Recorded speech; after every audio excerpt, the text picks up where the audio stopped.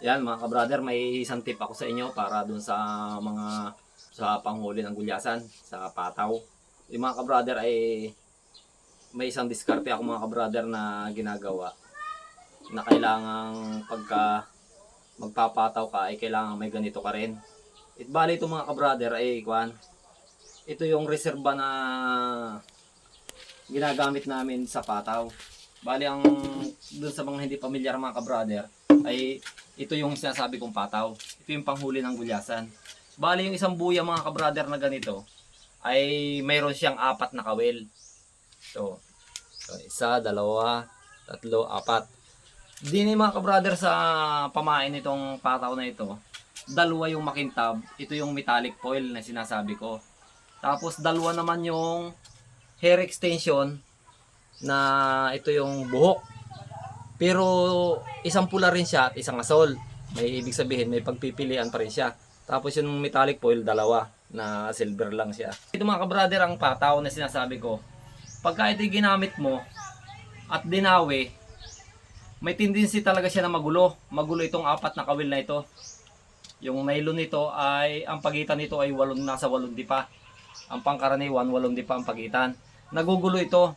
Kaya kung ikaw ay nasa laot at dinawi ito, pagka ito'y nagulo, maaabala ka pagka huhusayin mo pa sa laot. Kaya ang diskarte ko, meron ako nitong mga ganito. Ito. Pagka nagulo ito mga ka-brother, hindi mo na ito huhusayin sa laot. Tatanggalin mo lang siya dun sa clip. Dito sa dugtungan. Tatanggalin mo na lang siya dyan.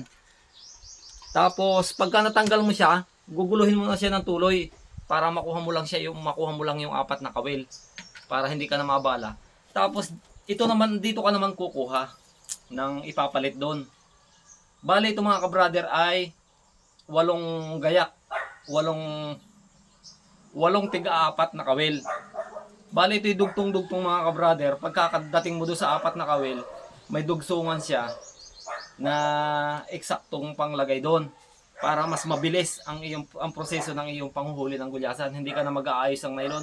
Pagkakagulo, kung talagang kayang ayusin, pwedeng ayusin. Pero kung matindi ang sabid ng nylon, guguluhin mo talaga siya. Tapos dito ka nakukuha ng panlagay doon. Tapos ang isa pang advantage nito mga ka-brother, pagkadating mo dito sa tabi at maraming nasirang pain yung iyong pataw, yung set ng iyong pataw, pwedeng kung pagod na pagod ka, hindi ka na magagawa ng ganito, nung pain na nakalagay na mismo dito sa pataw. Dahil lang may ganito ka na, dito ka na lang kukuha. Pwede ka nang, pagka nailagay mo, pwede ka na magpahinga. Hindi ka na mauobliga na tatapusin mo maglagay ng lahat ng nasira doon sa iyong pataw.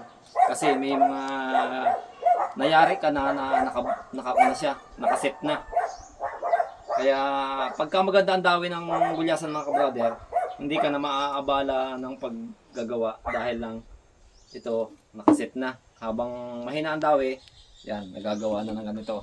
Kaya lang, isang tip ko rin sa inyo, kailangan may mga reserba kayong kawil. Yan. Ito, 10 gayak ito. 10 sintog. Ito naman ay 8. Ayan mga ka-brother, at maraming salamat. Sana po ay may natutunan kayo kahit kaunti dun sa mga tip na binigay ko sa inyo sa larangan ng pataw mga ka-brother. Hanggang sa muli, maraming salamat.